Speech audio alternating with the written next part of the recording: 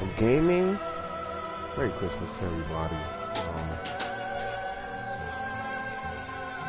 Um,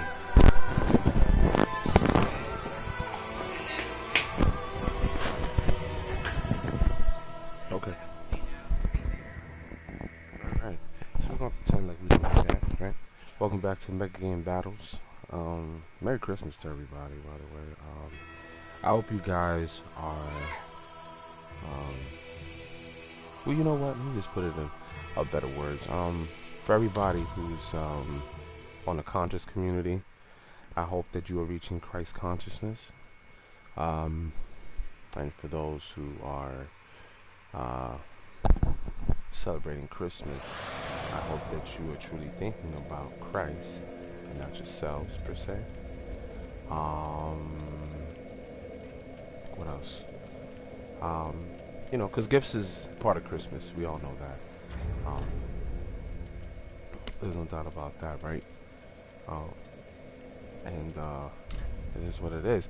So I was actually in here today.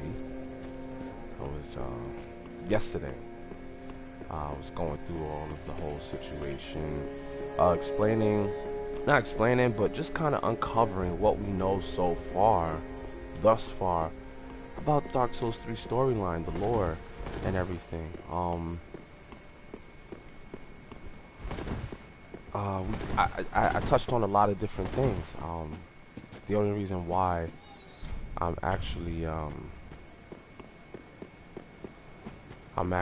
wearing this particular type of getup is because this was the journey of the cleric. The cleric, I don't believe that some people, okay, some people can actually just decide, hey, you know what? I'm just gonna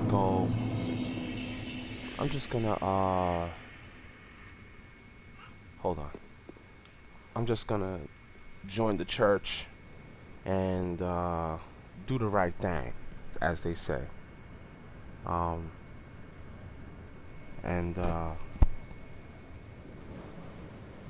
there's nothing wrong with that. There's absolutely nothing wrong with that. I believe. Wait, hold on. I think I'm supposed to jump there first. I think we're about to. Okay, we're about to. 1, 2. Ugh. But oh shit! How I jump right in the middle though? Oh, eat it, dick. So I'm going back up there, obviously. You could join the church, you know, and you could become a cleric, or you could be a knight of the castle and then join the church. You could be a soldier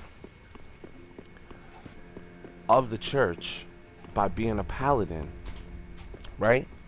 Because paladins, they have the same element, they have the same things. You have to excuse my daughter, you know, she's running around,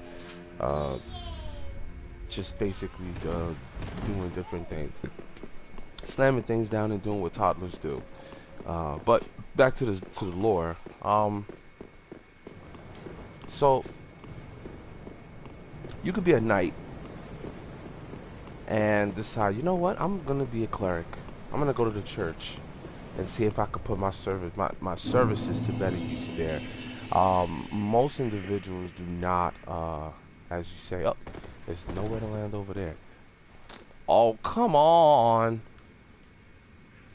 Like I literally landed away from it.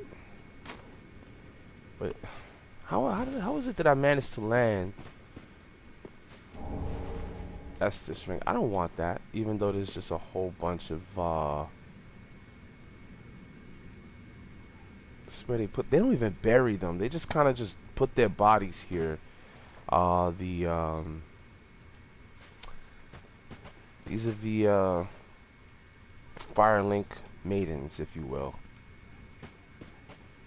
and they all get put in here. Let me see if we can make that jump again. Obviously, I gotta deal with this fucker. We can sneak up on him real quick and give him the business.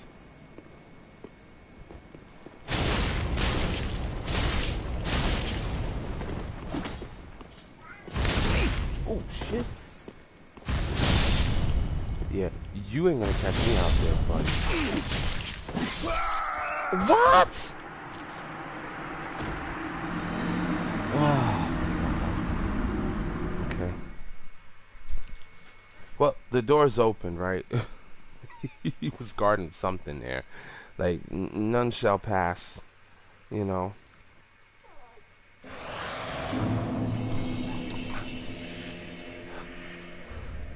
Right? I gotta go back. I gotta kill him the raw way. No, that's not the raw way. I gotta kill him the other way.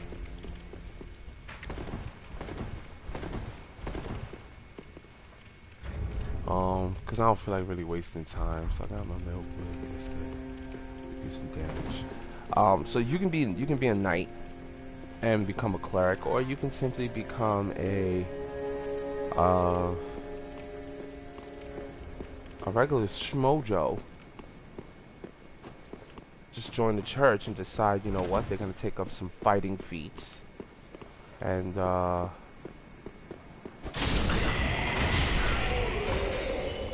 doing the boogie oogie oogie. Yeah, my souls are right there. You know what? But you're gonna get this first, my man. You're gonna get this first. You're gonna get it real good, right in the face. Yup. Oh, okay, okay. With it in his head too. I'm gonna make sure that I get those first hits in, cause my man, you did me dirty, y'all. But what the heck was on my mind? Like, I'm trying my best. Yeah, come on. Come on. Come on. Come on. Yeah, you gonna feel this. You gonna feel this, my man. You gonna feel this. Mm-hmm. And I'm gonna cheese you like this the whole time. Just letting you know, I'm just gonna cheese you like this. Because you don't deserve to have a fair fight being that strong, my man. You don't. I gotta hit you way more times than you gotta hit me. And I got clothes on. I got armor on. That, to me, that is unfair. You know? Good night, Swords Master. Right? I don't know what he was protecting, though. So, you know. You could tell he came from a foreign land. He's got long hair, you know. He helps you fight against, Gundir,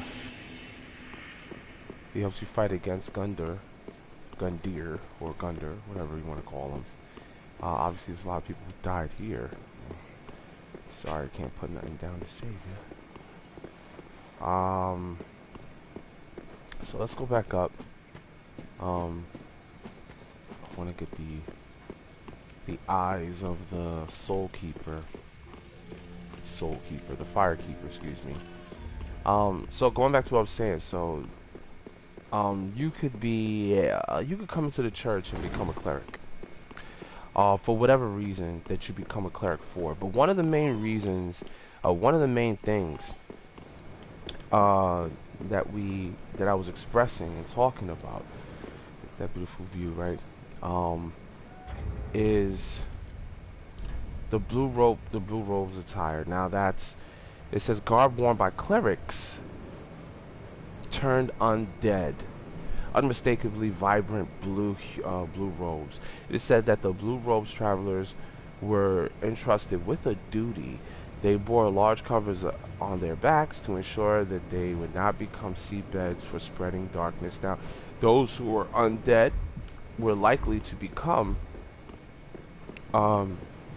taken by the darkness, perhaps, in some cases, and you know, so it's like okay, so we know that those parts don't stick out, so I just have to just jump directly down right on it, like, and I feel that it's right there, so I know I can reach it. Oh,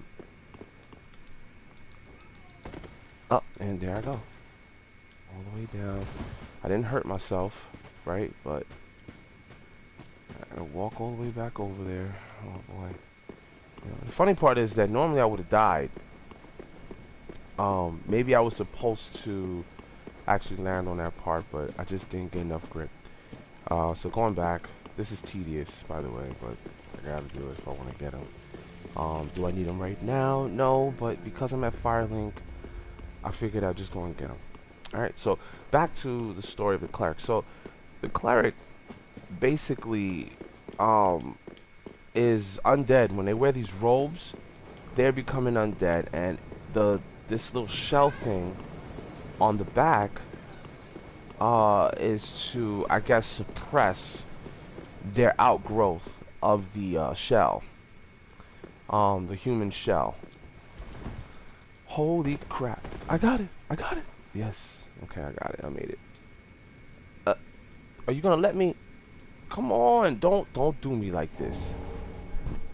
Wow. The robe. Oh God! You know what? You know what? I got the clothes, and I guess I was supposed to get the eyes aren't here. They're actually later in the game. Shit, I forgot. Anyway, that's alright. We got them. It's out the way. It's done. We can go on with the mission, and that's that. That's that. So, alright, so this guy's not up there no more. This guy's down here.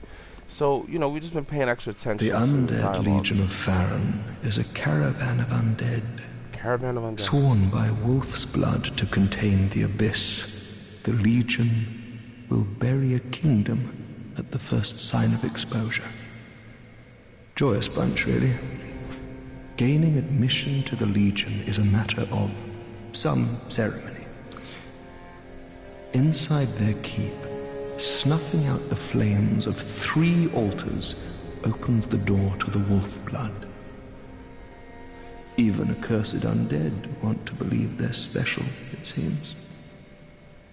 I pity the sorry souls. So there's important dialogue. That's an important dialogue, like most dialogues with Dark Souls. And you don't pay attention, you don't catch the information he's talking about. Now, as we know, now mind you, I was just stressing how the Dark Soul is basically, well, not the Dark Soul, but the Undead. They wear these cleric robes. They go on these special missions that are given by the church. You'll know more about their special mission if you play part 1. So most of them go on pilgrimage, you know, and what we see in here are pilgrim butterflies and so forth and so on. And it's funny that they call them a butterfly because, you know, it's like a caterpillar has to go through a transformation. You know, it has a cocoon that it makes or develops, and it makes it. I mean, it creates its own whatever, and then it emerges a butterfly. In this case, the clerics, you know, who are, now mind you, this is the way of the white. They're there to, I guess, suppress the spread of the dark seabed. Again, let's take a quick look at this, and then I'm gonna go back to what Hawkwood was saying. So basically, they wear these covers on their backs to ensure that they would not become seabeds for the spread of darkness. Now, if you notice, you know, these different creatures, what do you call those? The pilgrims that are going to Lothric Castle, that they're trying to get in, that they're all over the place. You know, it's starting to spread on their backs really bad. And they're coming out like roots. And I think that's how the darkness kind of, when it starts to spread, that's kind of how it is. Because when you make it to Ring City, there's roots and things like that all over the place. You look at Firelink Shrine in here, you know, there's roots in the ceiling. I mean, obviously because they have trees outside and things like that. And you know, the darkness could be seeping in here too, for all we know. you know. But in the Ring City, it's all over the place, and it seems to be the the epicenter of everything. Um, Being like same kind of place where I'm standing right now. It's like how do you say? How do I put this? It's almost like part one. Looks like part one in this area, right here, where there's no well. I mean, it's obviously Firelink Shrine, right? But in part one, Firelink Shrine is more. It looks more outdoorsy, and it also has a well. I believe that the area in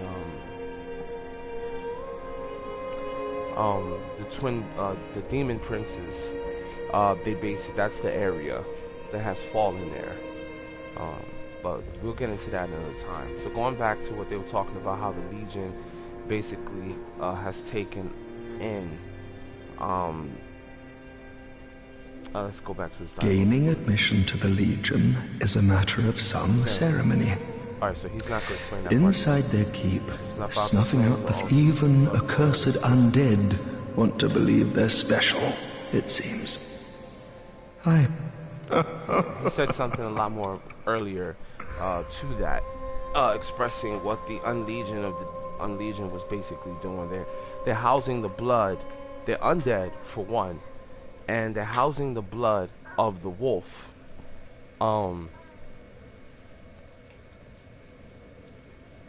I'm still trying to grasp the concept, the whole idea of them having to go after anything that's from the abyss and kill it. It starts to grow on their robe. If you look back there on the back of his robe, he's wearing the Legion because he was part of them. His demise came when he decided to use a shield, which is a shield that he's not wearing at the current moment. He only has that one sword. He was part of the Legion, and to me, which is a very important thing to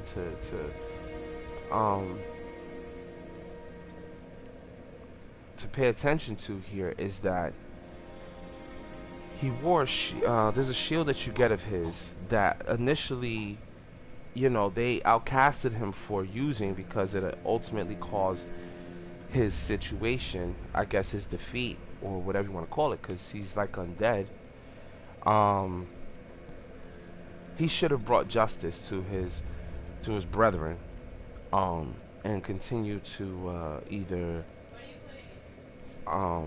take out the flames or carry on the Age of Fire. So he might have had a greater responsibility and really didn't take up at it, take it up. When you talk to him, he's basically talking about like how they expect us to take on the Lord of Cinders and so forth. However, Hawkwood, he met his, and I believe he's undead at this point. However, he hasn't gone hollow yet. But he is contemplating, trying to figure out, well, what is he going to do?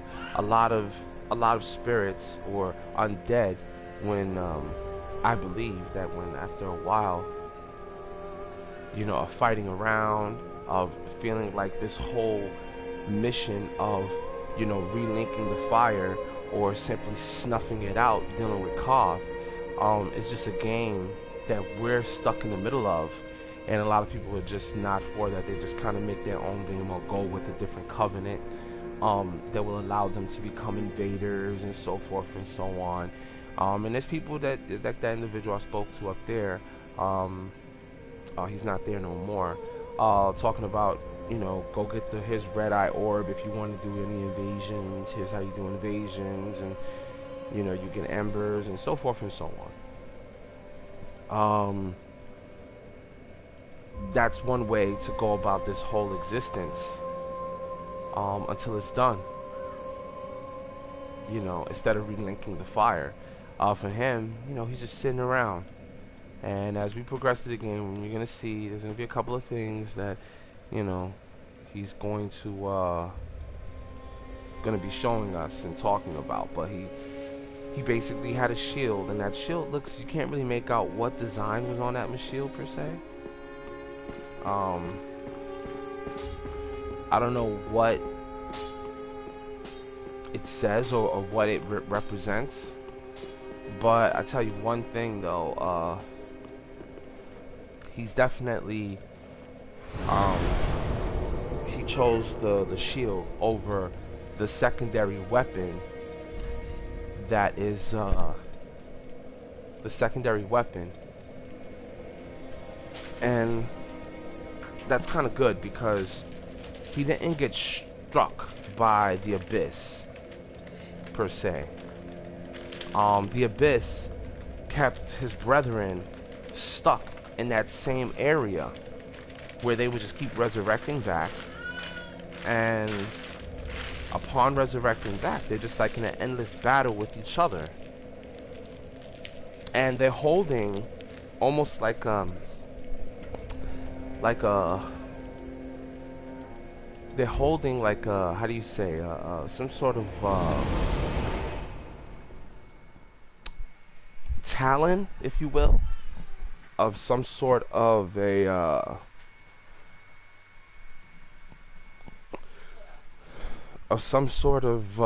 how do you say, it could be a harpy, it could be a dragon.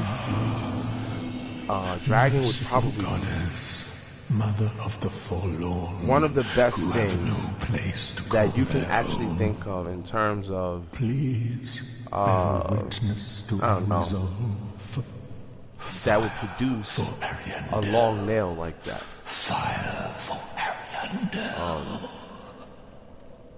And the I mean, ash there's nothing else I can think of, flame. but you can tell it. I mean, it could have came from a demon, right? Because they have claws too. More nails, more of a nail, you know, than they do of a talon, if you will. And you know, that's not to say that it's not from some other type of beast. But if you look at, and for those who do play our Darksouls, again, you will see where it would be a talon of some sort of bird or something other. Now, that's Gale in the corner. His journey is not too different from the clerics. Still trying to kind of figure that out a little bit. I'm not going to talk to him yet because I'm not ready to go on his mission. Although, at least I'll get a hold of certain things. If I go to the Painted World right now, I have access to it. He's praying to the lady in the back of this ordeal, this thing, because this base that they have set up there with these deacons of the deep, if you will. See, he's praying to the Lady of Forlorn. I'm trying to figure that out as well. And you only pray to Goddess, so keep that in mind. He, like many others, they're undead, and they're used for war purposes. Let's go to, let's see if we can find his armor. Alva's armor is surprisingly close looking to what he's wearing. Not exactly, because, well, this is what his armor is. This is Slave Knight's armor over here. So it says armor issued to Slave Knights. Okay, Slave Knights. The fine craftsmanship made this a symbol of honor. They made it a symbol of honor. Long ago, only the undead served as slave knights. So, warriors used as fodder in the bleakest of battles.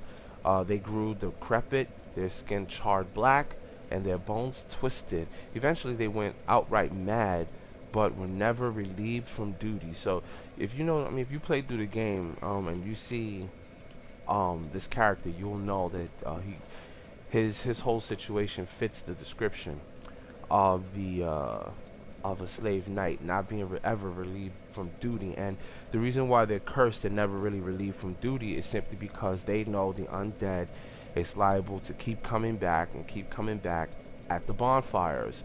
So that way they're never relieved from duty of doing what they're supposed to do. Not that they really have to, but I mean, if they honor their role as being a slave knight, then they would. They would honor what their mission is set out to basically do, which is to fight the war or whatever the situation may be. Now, when it came down to the Way of the White, I want to say that that's kind of what that whole ordeal was about, because his storyline does not go with the what's going on in the painted world as we speak. He cannot be trying to seek out just the he's trying to seek out the blood of the dark soul, right? And in the process of doing that, he's not really looking for, well, actually he is looking for fire, because he says fire for Ariandel, and the fire is being kept in a basin, if you will. Now, I wouldn't even call it a basin. Let's just call it the Lord's vessel, because that's what we know it to be in terms of part 1 and part 2. The individual that you see in the painted world, I'm not going to go too deep, is holding the fire inside of what we call a vessel, the Lord's vessel, which is the it's like a bowl, basically, you know, almost symbolic to a chalice. You know, there's something important inside of a chalice. In this case, it's the bowl, and the fire is in that bowl, and the whole world is of Ariandel is kind of like in frost. The fire has not spread anywhere. The person who needs the blood soul or the dark soul to create another painting in the painted world, okay, so that she can create another world in a painting that people can live where it's nice and dark. So fire and the dark soul is necessary. Let's get into that for a second. So I'm gonna kind of back out. Let's go to item descriptions real quick, because again, in Dark Soul, we have to remember that the descriptions, if you want the story to really come to life to you, you got to read the descriptions, and also where you pick up the items from. So here we got charcoal pine resin.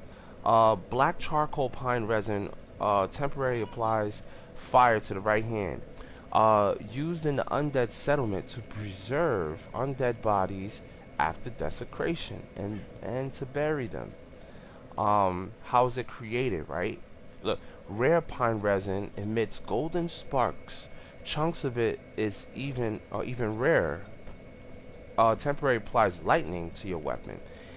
Its origin unknown, although some type of speculated that it may in fact be a type of fungal resin. So I mean, you will find it throughout the game. I have found it in certain spots. I'm trying to pay attention a little more to these spots in which apply.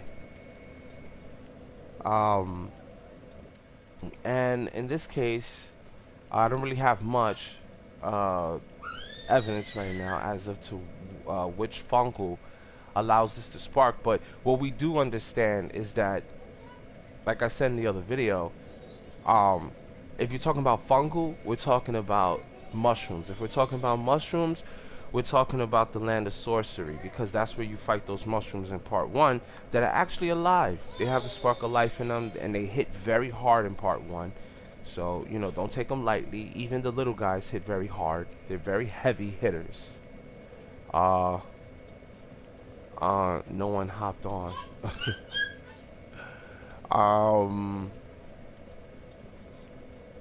have speculated it may in fact be a type of, so um sorry, I got a little caught up there. Somebody replied to the group chat.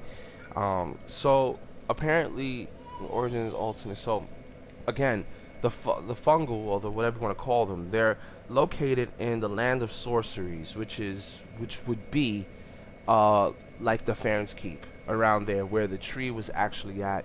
That was a magical tree, or whatever white tree that was there at one time at one point. Nobody really. Oh, damn! I gotta change my covenant. I keep saying that and I don't do it.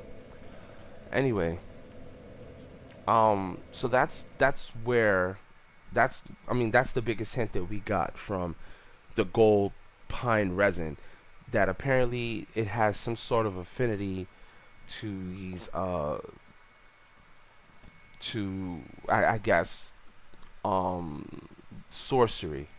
And because you know the difference between magics is that something like lightning is considered uh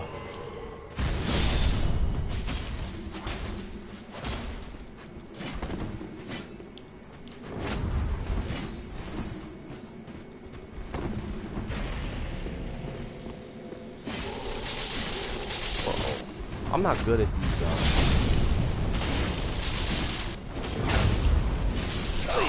yeah. So yeah. So anyway, so going back to the pine resin, I'm gonna change my thing now because I already do the PvP thing. A lot of people like it. I'm not skilled yet. I mean, you build skill by fighting more and whatnot, but I just feel like people just know exactly how to use whatever it is. Merciful goddess, and they know how to take the fullest mother advantage. of the forlorn, who have no... Okay, mother lover. Hold on. So let me just change this out real quick. Let me put my, you know, I'll put my sign down as well to help others out. Whoever needs help, they can get it from me as we continue. And you know, look at my sign. Even my sign alone shows the darkness is growing upon my sigil of the sun. Normally it's just regular, but it's growing upon there because I have accepted what my hollowing is all the way at 100 at 99 right now. So you know, if I wanted to stop the hollowing, I would literally have to get rid of what they call the dark sign or the dark sigil. Let's see. Now it doesn't show in my stats there for some reason, but it's a dot in my stats. Let's see if I can find it.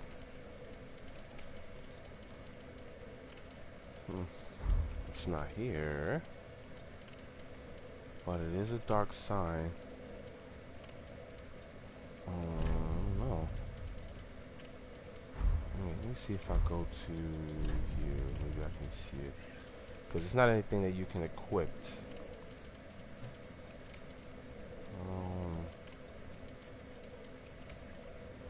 Wow. It's not here either. I don't know what the hell's going on. Oh, there it is. Okay, so I got 3 dark sigils as accumulated curse or whatever. So I'm trying to hold on to certain things so that way I can have all the items. And if I have all the items, then it'll be a little bit easier for me to explain certain things or make my assumption about certain things in this game. Because at the end of the day, I mean, when we think about it. So, matter of fact, let me remove my sign. I might see other signs that have come down. Somebody might be able to help me. Let me remove my password. That was for my squad. Going in and stuff. So, I might see some good sim signs. Get some good help. So going back to what I was talking about. The pine resin. Let's go to it. Yeah, so descriptions, fungal. So to me, you know, when you see it says golden sparks, you know, the land of gold, you know, of golden sorceries or whatever you want to, you know, mark it as. To me, there has to be some sort of connection between um, magic and fire or something of the sort, and electricity sparks from there. Um, but it just so happens that dealing with fire, you're dealing with intelligence. You're not dealing with faith. And this is built, you know, when you're throwing electricity all around, you know, those something like that, it should be conducted through maybe faith, I guess. I don't know. You know, you throw light bolts around, you know, you're likely to cause friction and cause fire. You know, electricity doesn't necessarily come from fire, but fire can definitely come from electricity. So, you know, who God, Lord knows how this whole concept of fire that came along in this world. You know, all of a sudden fire just came out of nowhere.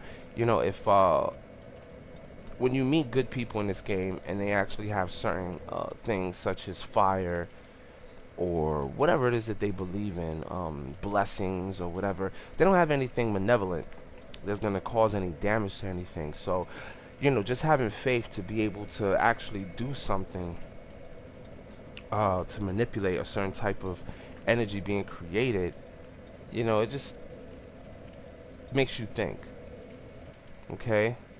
And you know, when it comes down to this, it's like, well, I'm trying to tie the connections between, because it says its origins is unknown, which means it's up for speculation. You know, it could be anything, but it says rare. It's a rare pine resin. Okay, emits golden sparks. Chunks of it are even rare. Temporarily applies lightning. So it says, although some types speculate that it might be to find a type of fungal resin. So if there's fungal in it, again, we're talking about mushrooms, because mushrooms is fungal, and that is in the land of sorcery. Okay, which means that there had to be a level of intelligence there, nature there, spark of life that comes from them there. I don't know, but we can definitely continue to speculate to figure out what that might be. So we'll touch on that more later when we get more information. If that happens. Pale pine resin that faintly glimmers. Temporarily applies magic. So it says the blood red substance sometimes found within suggests that there's more to the so-called Resin that meets the eye.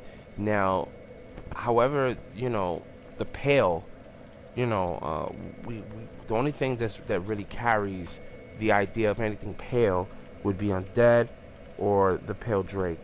The Pale Drake definitely had magic. Not really. Wait, Pale Drake, pale.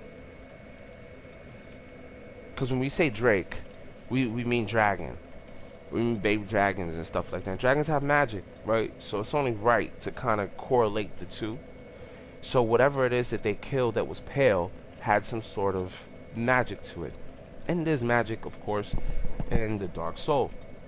So we don't know much about that. It's all about where we find them. I forgot where I found most of these. I know I can look it up online and find out where the pine resin are located, and also says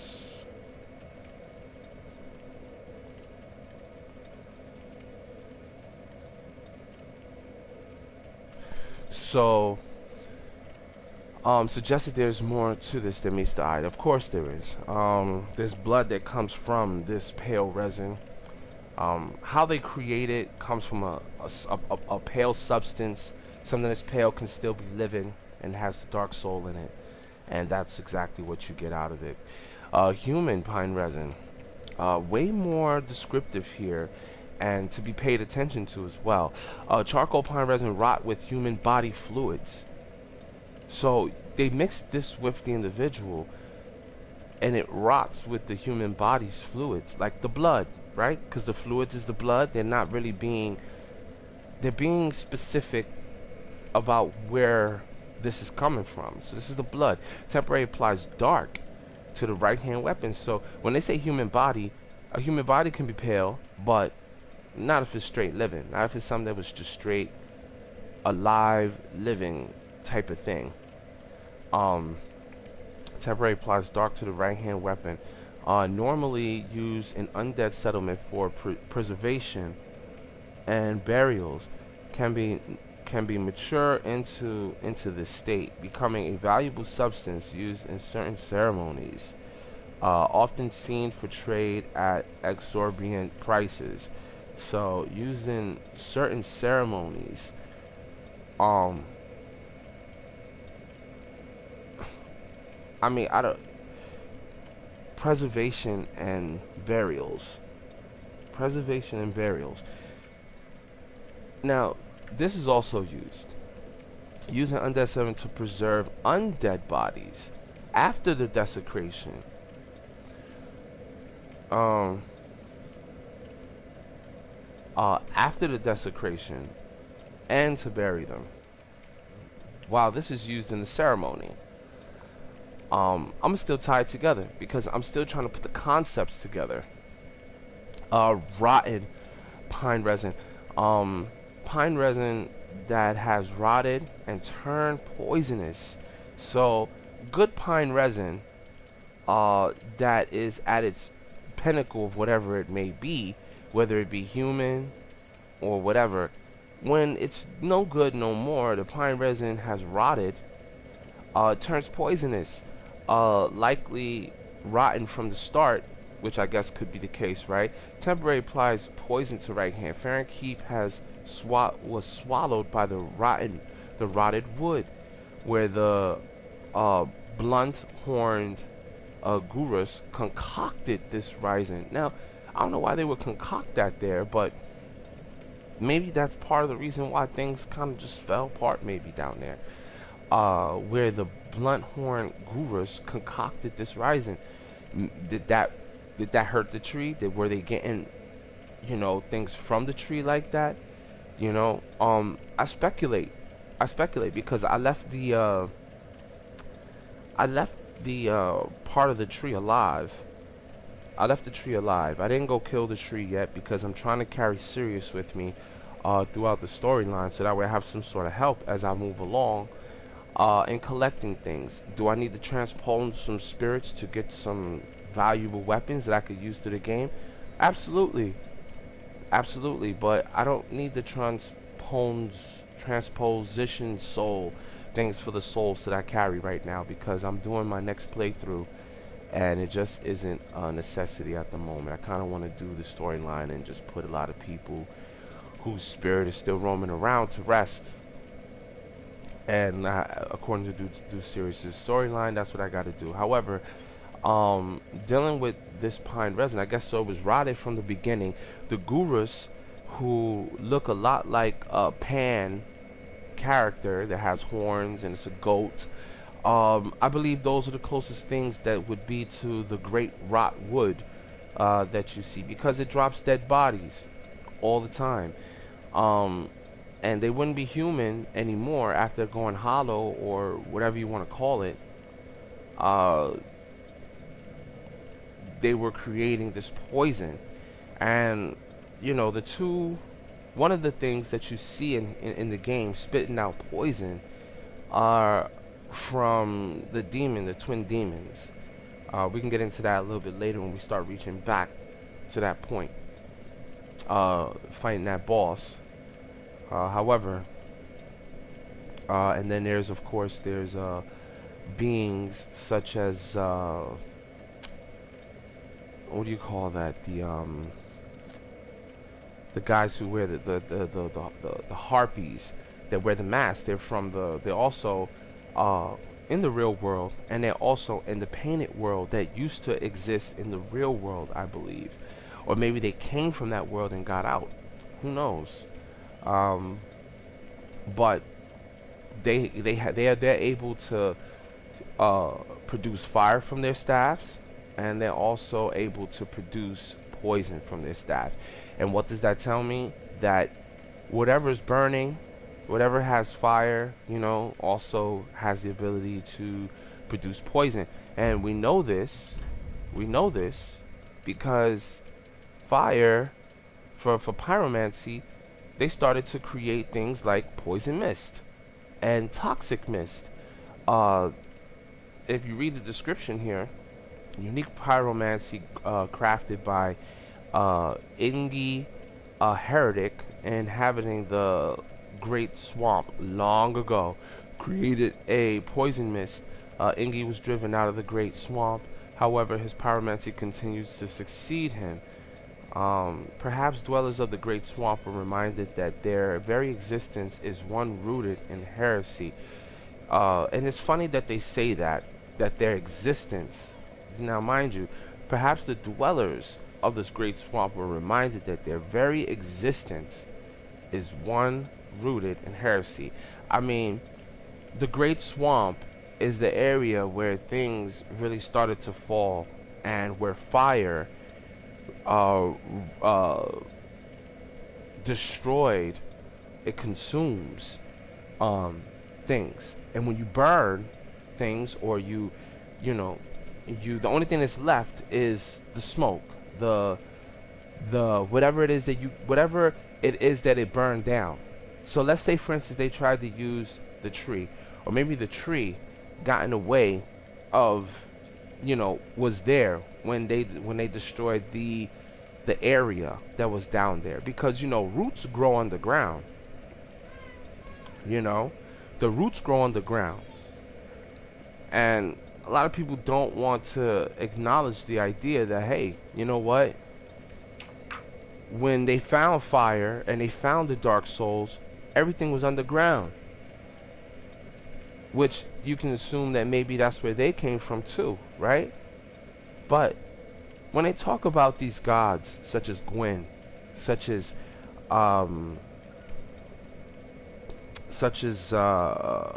individuals like Lloyd, and the daughters and the family, these things had wings. They could possibly fly.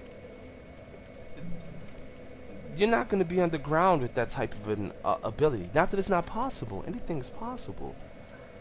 But you would definitely be on top. You would definitely be above something flying around, and taking over and doing things. And of course, they lived in the mountains, just like the dragons lived high up. That's why you can see, from Anor Londo, you can see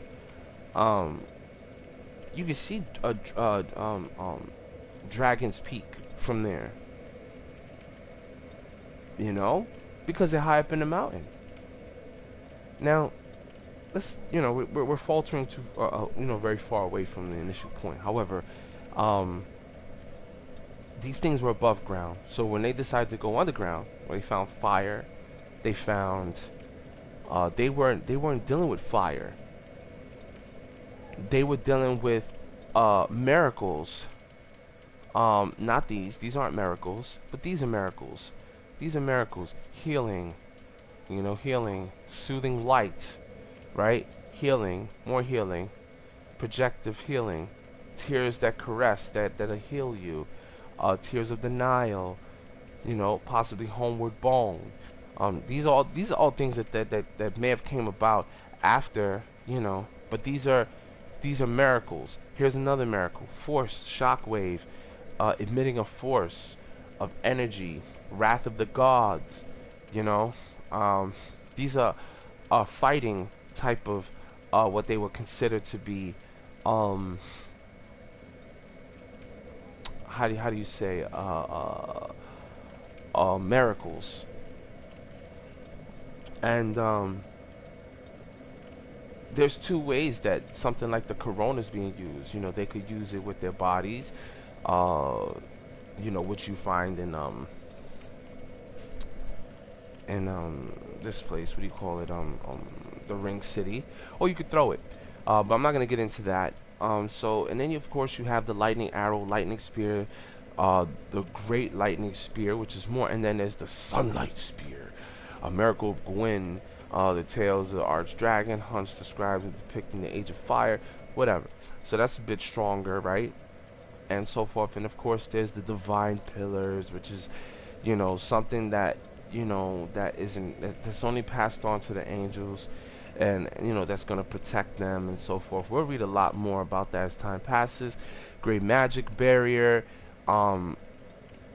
This is also considered to be a miracle, but it protects you from magic. And again, things that are of just like the shields I was describing earlier and in the last video, a lot of them who are going out to fight against the forces of dark, they didn't have dark to fight against. It was magic. And magic is what they create. So, you know, it says greatly increase magic damage absorption. Magic damage absorption. Not physical,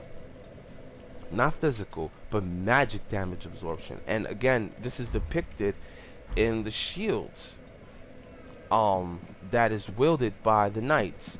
I said this before.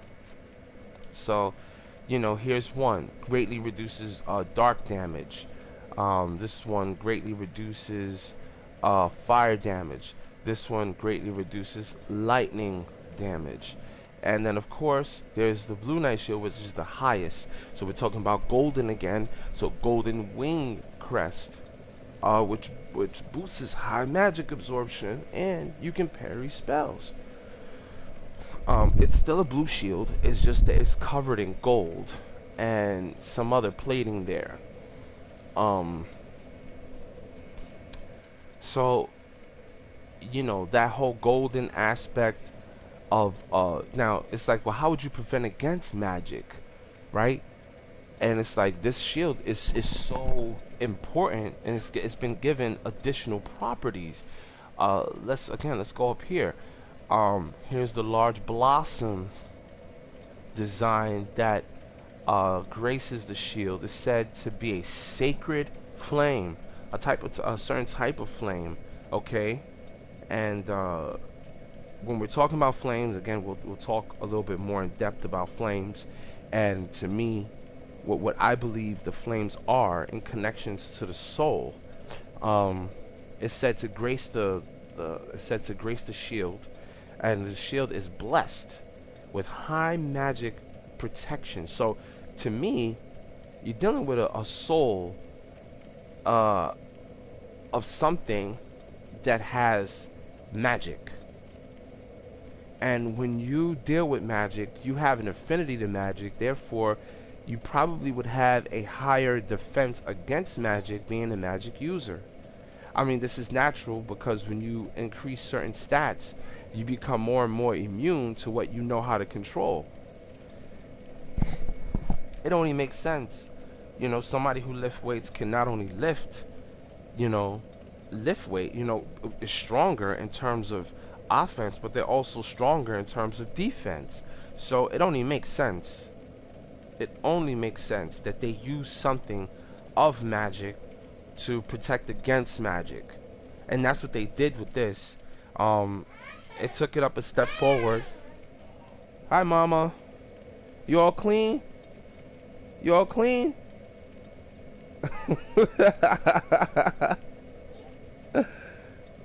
All clean. Yeah. So the shield itself, magic was involved, you know. This tree that existed in the world gives you a certain affinity to lightning. I don't know how they were able to put that magic on this shield to protect against lightning, but this is the connection right here that says that the spirit tree crest greatly reduces lightning damage. So the tree, lightning,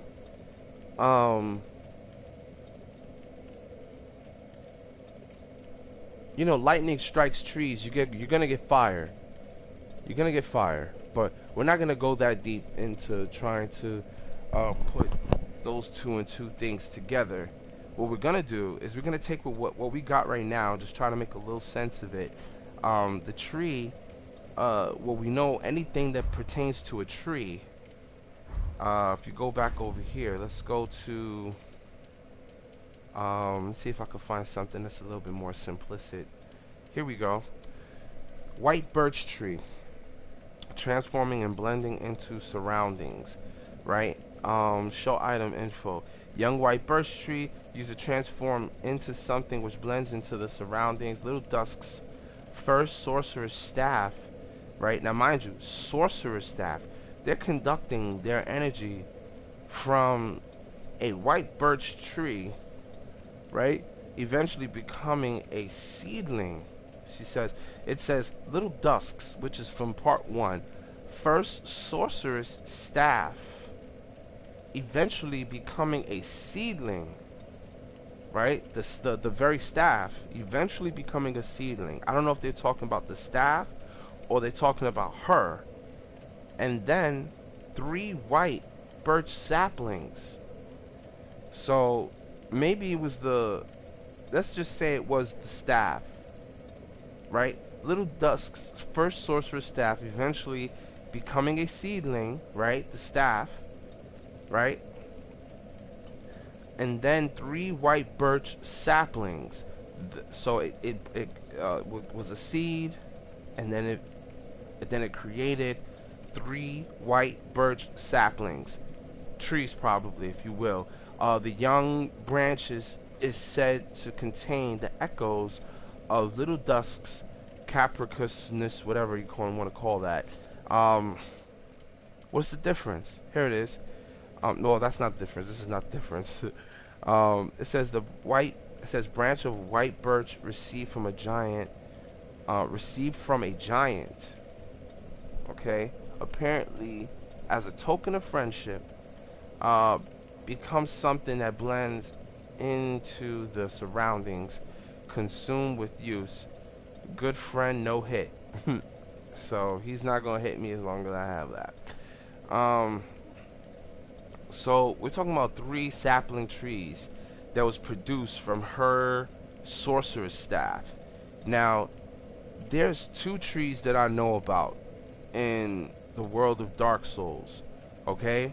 And we're talking about the tree you find in the Farron's Keep, and the tree that you find that's in the Undead settlement. So as we continue to progress through here, we're going to talk about the trees. We're going to end up talking about the magic or energy that they kind of produce, and we don't know. Is the tree the connection between the benevolence and its opposition, which would be magic, right?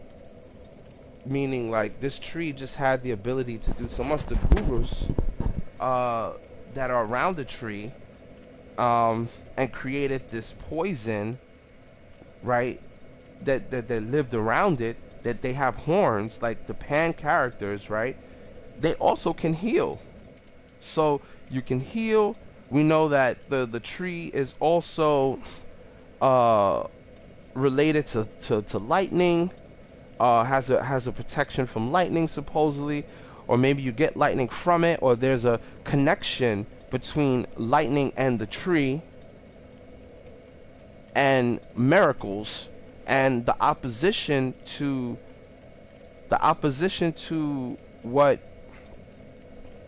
miracles can do and what intelligence can do. Having intelligence is like the sciences. Having faith is more like the religious aspect of it. How much you believe, you know. So, you know, in the same world, the same sense that we live in the world today, whereas science says it's good for this, whereas religion says this is bad, you know, and then they kind of allow people to make their decision, and the deeper they go into one side, obviously the stronger they become. The more they learn, the more they develop on that information and develop on certain things, and then they become an extreme to that side, whether it be faith or intelligence. Either one can still lead to a very dark place, which is where I'm going to end up touching on when it comes down to talking about how do we go from sorcery's development, from going to regular sorcery of just energy to forming physical form crystals, to also and here you, of course, you have the great magic shield, right? So it says only sorcerer, swordsmen with special duties are permitted to use this spell. No one else. So, who gave them permission to use sorcery in the first place? And then we're talking about swordsmen, and with special duties are permitted. They're able to use that shield. Use that magic. Other than that, it wasn't permitted to use magic at all. But nonetheless, they still dabbled in using shield magic. Okay? So, it says, temporary grants even the smallest of shields fortitude more akin to that of a great shield. So, this basically enhances the shield itself. Okay? Itself. It forces left shield with magic. So the magic is used to force the shield. Not that it protects against magic per se. It just increases the amount of damage, or it increases the amount of damage you will take. Or no, it lessens the amount of damage you take. Okay? So, shield augmented by magic have higher stability and damage absorption. Right? Not magic damage absorption, just damage absorption. Keep that in mind. How do we go from whispered steps to, to spook, all these different types of things, such as free snap, which you get from the Dragon School.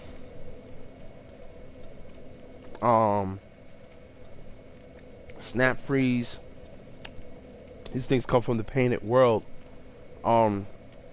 So a development in sorcery to create a different type. So here you got sorcery, right? It's all blue and white like, right? And then boom, at the pinnacle of magic, of destruction, you get to create a pestilent mist that eats HP. Okay? Freeze snap, you get to freeze things. Okay? That is the opposition. That is the opposite, of fire. Okay? And that is the destructive nature, what becomes of what magic is. Even though it has other properties that you can do, like this is the pinnacle for me, in terms of wanting to use the energy in a different manner, right? Now, what does fire evolve into?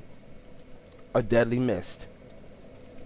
So we're talking about something that has not too much of a solid form. Fire is not a solid form that you can literally touch. It's an energy that hurts. And it has a shape and a form. Magic has a shape and a form that you literally throw at something, right? But it's solely whatever you shape that magic into. Whereas fire, it already has a burning substance. It's a different type of magic, if you will. And this is based on intelligence. And magic, sorcery is based on intelligence. And fire is based on intelligence. Let's go here for a second. Some things aren't. Something needs two. But these things are solely based on information, knowledge. All of this stuff is based on knowledge, right?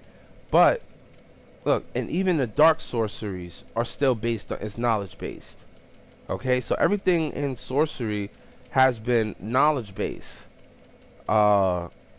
predominantly knowledge based, right? So you say, well, what is the middle ground of this, right? So fire is like the middle ground, but it's still dealing with faith. But if you look, I mean, not faith, excuse me, intelligence. So here is fire, which is based on intelligence and faith. Okay, and it's the perfect combination of the two put together. You need to have faith and you need to have intelligence. Not for all things. You don't need either one to throw a great chaos fire orb. Why is that? I don't know. We can go ahead and pick it up and see why is that the case. Art of the Flame of Chaos from ancient Izalith. Hurls a great chaos orb. Flame melts boulders, creates brief surges of molten lava on impact. The Witch of Izalith and her daughters. See, it says the Witch of Izalith and her daughters. They say the Witch of Izalith. Izalith is not her name. It's the Witch. We will figure out her name somewhere down the line. Perhaps, maybe more or less. And her daughters birthed the flame of chaos, but it devoured them along with their home. And when it says devoured, that means consume them. Now, when fire consumes you, you die. You die. Or something really bad happens. You know? There ain't no really coming back from that. So I don't know. That doesn't explain why intelligence and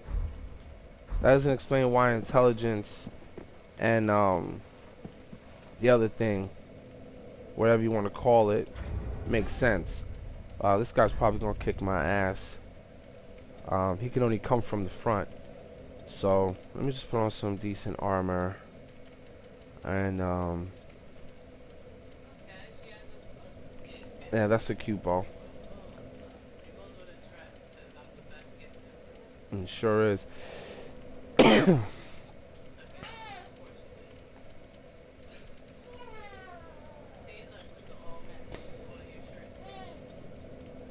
Okay.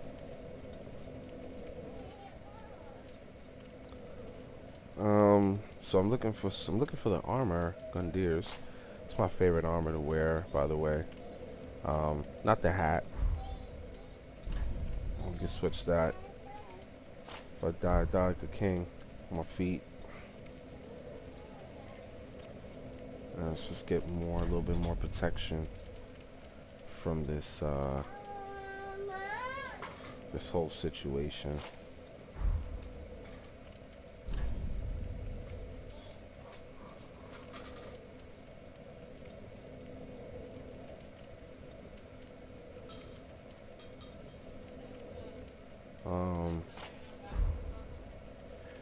The shield, it's a nice shield, but it's not what I normally rock. I don't really rock a shield anyway, to be honest with you. I tend to wear different things, such as this. Let's get rid of this. Let's give myself the advantage here before this fight takes place. I'm getting invaded because, you know, I'm not necessarily paying attention to certain things. Could wear this ring. More defense, if you will. And I don't intend to be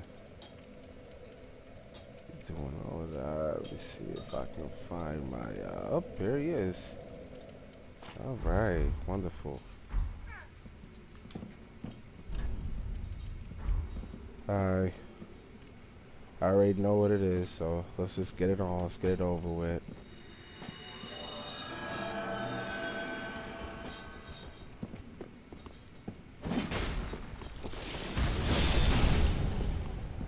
You got Havu's thing on.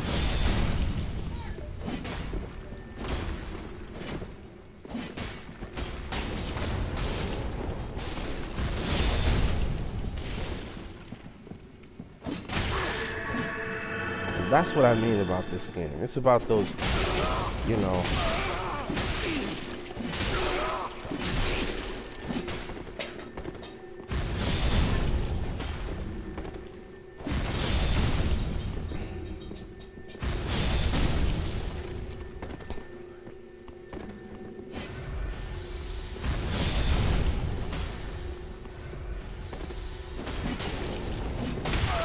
Look at that, yo. This is not even near me.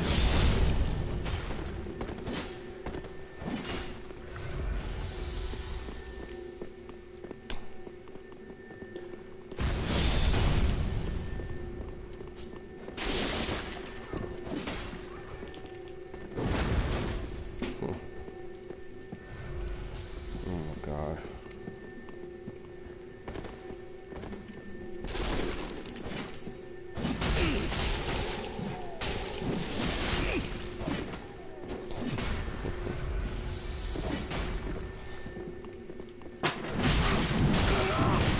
Right.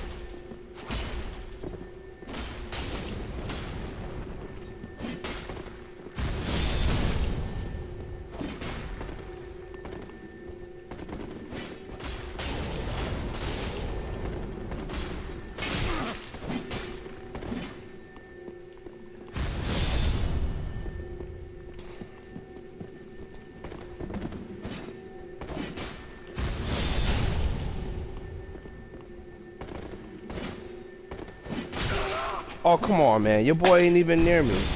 Alright, Harmony. That's it, man. You're doing too much with that. It's Daddy's cup. Leave it.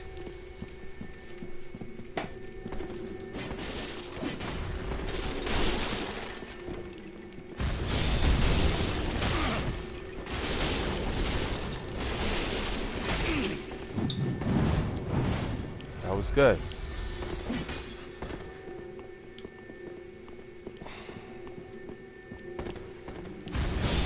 Guy's lucky. He doesn't know how hard it is to fight with a freaking 1-year-old playing with him.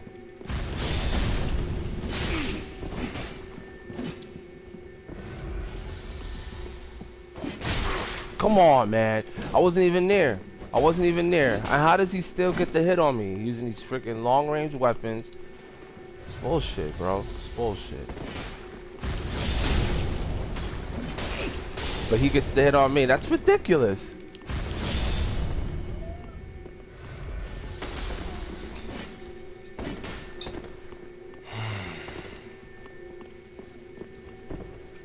It's annoying, man.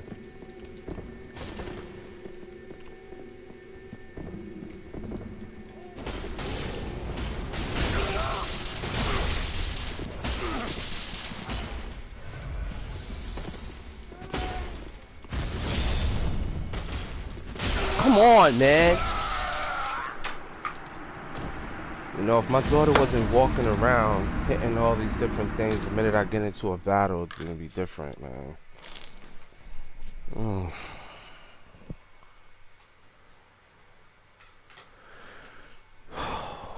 Boy. Anyway. So, merciful goddess, mother of the forlorn, fire for Ariandel. Fire for Ariandel. Fire for Ariandel, yeah.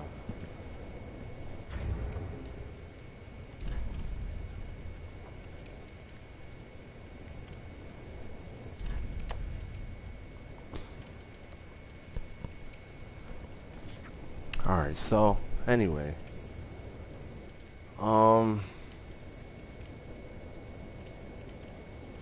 let's just say doing this for whatever purpose. The blue. We put the tree. Get that. It never feels good being beaten, but I guess it increases my skills after a while. Put the right stuff on them. Right? No. Either way, no, I'm not even gonna touch on that. Carry that out. Let's see. Let's get the. No, of course not. Right? No. It would just strictly have to be,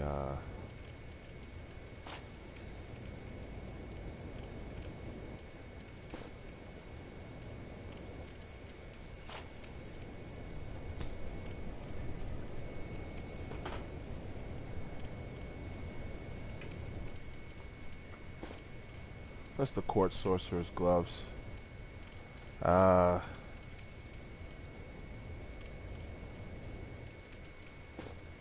Maiden. I'm definitely not a maiden. What is this? Cleric's Gloves. Here we go. And of course the legs. I'm not gonna switch it up next time. I'm gonna just kind of just leave it like it is because I've already messed up in one battle.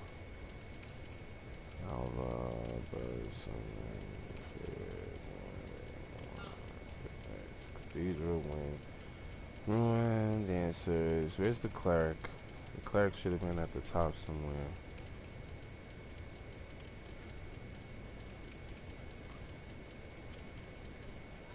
Cleric's trousers. And that's about it. That's all I'm gonna really put for now. Alright. Also, let me Ember.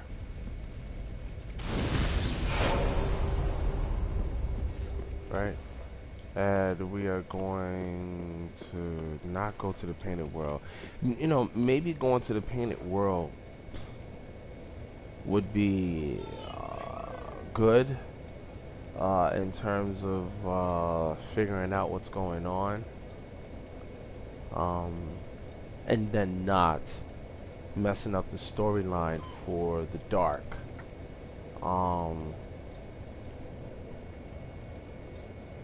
I can always just go through this whole process first and then come back and then deal with the church itself.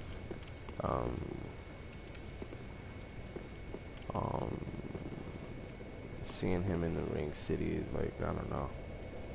I don't know what to do first. But for this file, I think I'll just pass up. It says this door doesn't open. Obviously because they open from the other side. So let's just get our butts down to where we gotta go. Alright. What I wanted was this guy's thing. Apparently he is not there yet. But he's a and I think that comes when he actually goes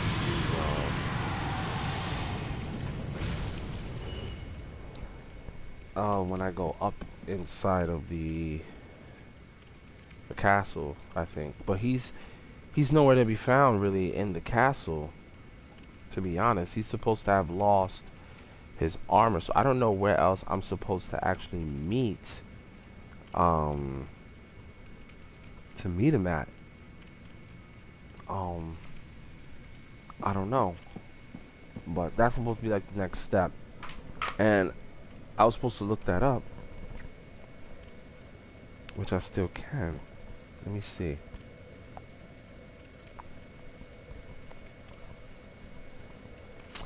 You know, I'm supposed to be following everything possible in Dark Souls, and I'm just kind of not even following that. I was supposed to. The Undead Settlement, and then the Road of Sacrifices. So, let's see. Where does he end up going? Does he defeat the tree?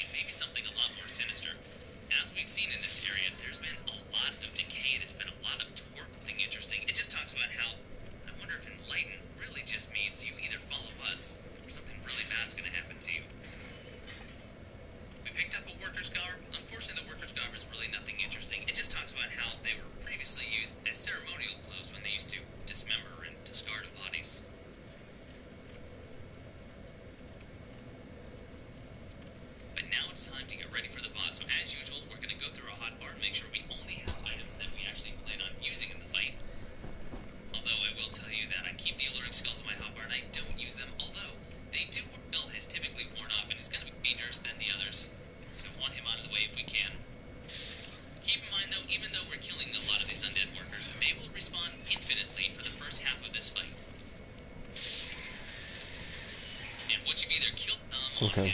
It's made some attacks, and then fortunately we can actually get right with that. Kind of, because you should be able to get a few out of reach. But if you do 4 new weapons, spells, and even ranks. We also got the Soul of the Rotting Greatwood, which will allow us to trade for 2 items, the Hollow Slayer Greatsword and the Arstor Spear. And unfortunately, Holy Knight Hodrick didn't get out of the way in time, and he was crushed. And this is why you want to get to the Mountainmaker's Covenant before you fight this boss, or else you have to wait until much, much later in order to access that covenant.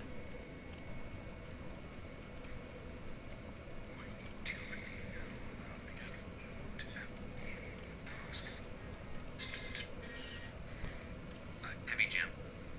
Hey, Grey Red's back. Oh, hello. You've come at a good time. Settlement, and then come back once the next boss gave the short bow. Even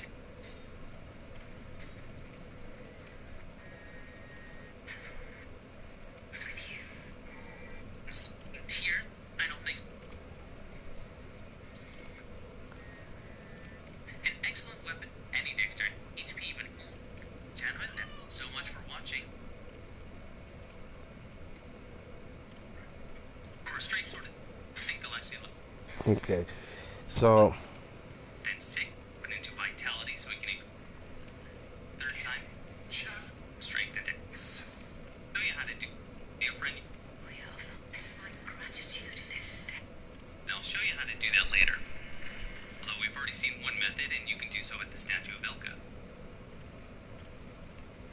Now that I've retrieved my souls, I'm actually going to use a homeward bone just to go back to Firelink Shrine because I want to initiate the next step in Yul's quest.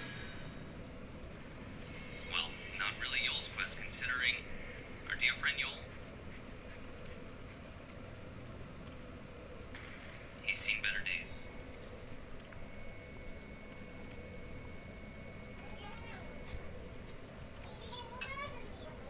You have attained ample strength. One final time, because we're going to have to focus on strength and dexterity. And finally, hollowing level 16, so we can draw out our true strength. And now you can see the option is still there. What does Yul say?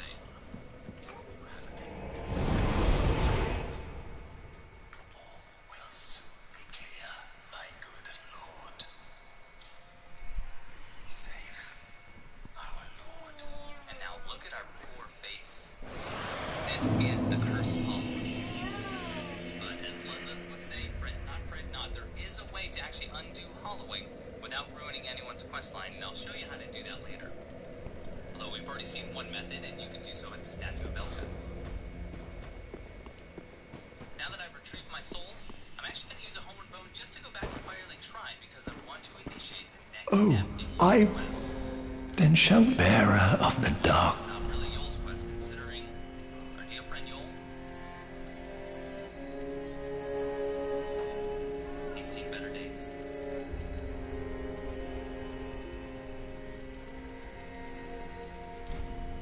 And who do we have here? Then shall we begin, bearer? I am Yuria of Londor, a close friend of his. Thanks to thee, your soul is redeemed. Allow me to express Ah, my all gratitude instead. And by These- talking Yuria and Wim scene, we get the dignified bow gesture.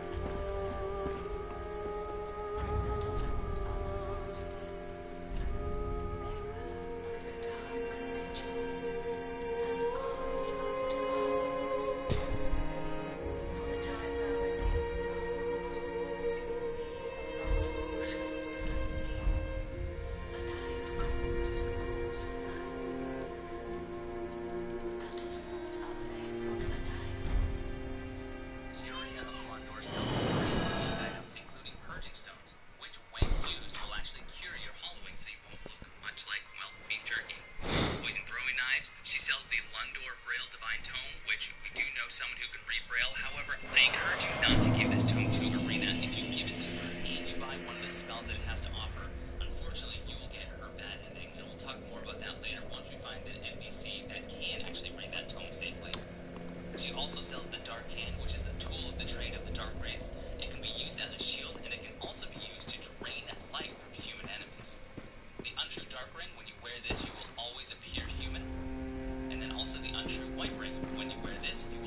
Oh, prithee, And then she sells a art thou good Yoel's master? just in case you want to stock up. I am Uria of Londor, a close friend of his. Thanks to thee, Yoel's soul is redeemed. Preparation goes, and that is Allow me to express my gratitude in his stead.